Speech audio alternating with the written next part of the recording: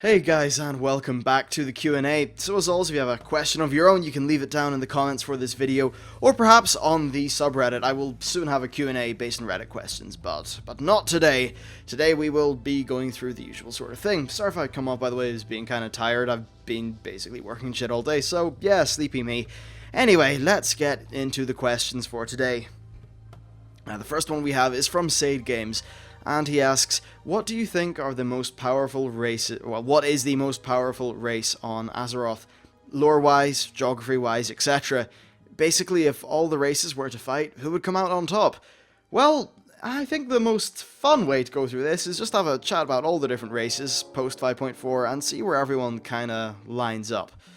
So first of all, humans. Well, right now they definitely could be the most powerful. They have a large army, it's very well equipped, and while they certainly would have had losses in the Siege of Orgrimmar, it would be nothing in comparison to, say, the Horde, any of the Horde races. So really, things are actually looking very good for the Alliance, especially the humans, because they're kind of at the head of the Alliance. In terms of land, they have a few footholds in Kalimdor. They have a lot of very fertile land in around Elwyn and Redridge, and lore-wise, now that a lot of the problems in Redridge are dealt with, that's also a very usable part of the land. If they were to call on their allies, then of course they have the dwarves and the gnomes. I think overall the Alliance, well actually it's probably just worth saying, right now the Alliance are the strongest race on Azeroth. The reason for that is because the Horde has been severely weakened, but the good news for the Horde players is that they are getting better now that they're free from Garrosh's bullshit. But right now it is going to be an Alliance race, it is the most powerful, but on their own I think the humans could definitely take out the dwarves, or at least siege them, and just basically have them completely stock in Khazmodan, at least for the Bronzebeards. So there's that, and yeah, in general, I think humans pretty strong. They also have Menethil Harbour, not Menethil, sorry, Stormwind Harbour, which they can use to launch attacks in various places, and if they really needed to, they could just march down to Booty Bay and take that out and use that as a port. So honestly, humans probably the strongest race at the minute. They of course also have strong mages, they have hunters, they have rogues, they have basically every class, really. So they are definitely quite strong. Next we have dwarves. Dwarves are very good. Their in-game representation kind of suggests to me that there's not really as many of them as, say, humans. And they're definitely very strong warriors and paladins, so they could give humans a run for their money. They also have siege engines, but I just don't think there's enough dwarves to field a really scary army at the minute. So I think, yeah, the humans would probably catch them out and be able to defeat them. Next we have the gnomes. They have nice technology, but no, the gnomes would not win because they're gnomes. But no, on a serious note, they have lost a lot of their population to all the stuff going around with Gnomergon, and in terms of their physical prowess as warriors, they're okay, they make good rogues and warlocks, but they're you know, gnomes. So next we have Night Elves. They're a very ancient race, they're very, very highly skilled. Lots of warriors with, say, the Sentinels on the one hand, and then very powerful druids on the other hand. Plus then there's the Chandrilar mages, who they recently allowed back in Cataclysm, and then they can also use the Ancients as, like, siege weapons. So I think these guys could probably beat the dwarves, the humans, perhaps, like, the Worgen, Pandaren. I think they could currently beat the Trolls, Orcs, Tauren, Goblins, etc. as well, if it was all one-on-one. Now, they would probably draw even with a lot of races if it was just open field combat, but if it was actually in their forests where they're the most skilled, then I think they would just kick anyone's ass. So it really just depends what the engagement is. So, yep, that's the Night Elves. Next, Draenei. Maybe if the Draenei were able to bring a full Naru and all that power with them into a fight, then sure, they could win, but I don't think they have the numbers. They're very strong warriors themselves, and they're actually the most powerful mages in the, well, in comparison of, like, to all the races in Azeroth, they are the most powerful natural mages and magic users, so they're definitely very much, they have a good upper hand there, but with the crashing of the Exar, there just isn't enough of them to really form a full army. And then we have the Worgen. Given the recent events with Gilneas, these guys just, again, don't have the numbers or really the infrastructure to sort of launch some sort of big war. Also, they're in Darnassus and Stormwind, that's like their main hubs at the minute, so if they were to try to, like, revolt and take one out, I'm pretty sure they'd be completely quashed. So there's that. Next, the Pandas. After Garrosh, probably not. And they do have some very powerful warriors, don't get me wrong, but a lot of them died during those events. And Really? I mean, come on, look at the Shadow Pan. All they seem to do is get themselves in trouble and then get us players to go and help them out. So, I don't know. I just don't think Pandas are really as strong as perhaps some people would think. So, yeah, I'd say humans could probably defeat them one-on-one. Same goes for Night Elves. Next, let's move on to the Orcs. Well, with so many Orcs dying in 5.4 and 5.3, I just don't think so. Okay, they do have the kind of new Iron Horde tech and armor, which is very strong, and physically they are very powerful, but there just isn't that many of them. Well, I mean, there's still a lot of them, but many of them died. And the Kor'kron were the elite warriors of the Horde, and many of the Kor'kron were butchered by us in the Siege of Orgrimmar. So, yeah, not really looking too good for the Orcs. Plus, in terms of land, they really only hold, in terms of just like the basic, Eastern Kingdoms, Kalimdor, they only really hold that area in and around Durotar and the Barrens. And that's, like, personally, that's really all they hold. Whereas there are the other races, like the humans, which are probably a little bit more spread out. Now, pre-5.4, the Orcs probably would have been able to kick the ass of just about everyone in Azeroth, but Garrosh, in creating the circumstances which led to the rebellion happening, he's basically the reason why the Orcs are not the most dominant race on the planet at the minute. Next, Trolls. Well, same situation with the Orcs in that a lot of them died, plus I don't think there was really a great deal of them anyway. Like the Darkspear tribe were just one tribe, look at the size of Sen'jin Island. Maybe there's not a great deal of them, sure they might be really skilled warriors, but I just don't think there's enough.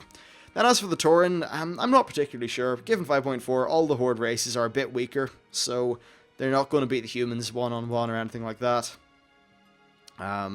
Plus, like, outside of some places in the Barrens, and then maybe Thunderbluff and bits of Stone Talon, they're very much stuck in their own little area, and Thunderbluff is a city that could be extremely easily sieged. It doesn't have much in the way of defenses, you just need to park your army outside Mulgore and wait for them to starve out.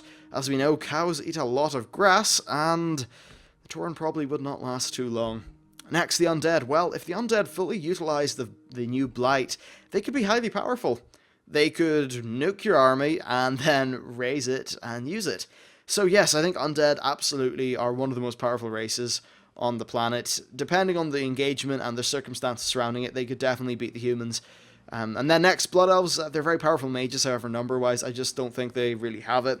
They're still reeling from the Third War, Kael'thas's betrayal, the Burning Crusade, all those different events. They're just not crazy powerful like they used to be. So yeah, I'd say overall, post-patch 5.4, the most powerful are probably the humans, the Night Elves, and the Undead. Overall, the Alliance is stronger than the Horde due to Garrosh, and I'd say post-Cataclysm, both factions would have been similar enough, but the Horde definitely would have had an edge, and Rathian was actually placing his bets on the Horde before Garrosh went completely apeshit. Honestly, there's not really enough info to exactly say any of this stuff, so you just kind of have to wing a bit of it. Anyway, so that's that question done. Let's move on to another from Matt Shumsky, who said, I think somewhere I saw that you can move your garrison around Draenor if you don't like the location, at a price, of course. Would it be easy to do that, just like a part of a quest or something like that? Yeah, you actually will be able to move your garrison around the place, so that is absolutely correct. I don't think it's a large quest or anything. It's probably just some sort of UI element, like you talk to a specific mage or something, they'll move it around for you. That seems like the most viable option to me. Next question is from Gunbolt, and he says, do you think Blizzard will ever merge the Alliance and Horde? Maybe for the final expansion? I know that they are both usually fighting a common enemy anyways, but I think that it would be cool if they ended the game by letting the Horde and Alliance team up together to make, or to like fight some ultimate threat. Maybe not for the final expansion, perhaps just for the last patch. If it all seems a bit too radical, then how about a toggle for being able to communicate with each other? Lore-wise, they could do this, and lore-wise, it probably has happened before. In terms of gameplay, though, it's World of Warcraft. A core part of World of Warcraft being World of Warcraft is the fight between the Alliance and the Horde, so I don't think they take that away. And it would be very weird in PvP realms, and there'd be a strange disparity when you try to go into battlegrounds and things like that, so yeah, just from a pure game perspective, I don't think that should happen. But in terms of lore, sure, it can happen. It sounds annoying when they just try to buddy-buddy all the races and things like that, but I suppose we have had a decent little period of war going on, so maybe if we were to team up for one little bit of time, then it wouldn't be too bad.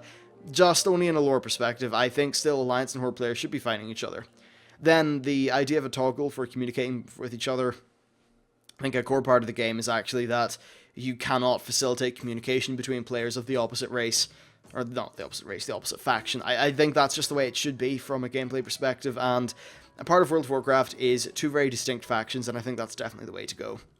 So the next question is from Quaron112, who says, do you think in the next expansion there will be a class quest or a legendary quest, maybe a shaman one that's similar to the Warlock Green Fire quest, or maybe like it gives you a new wolf form or something like that?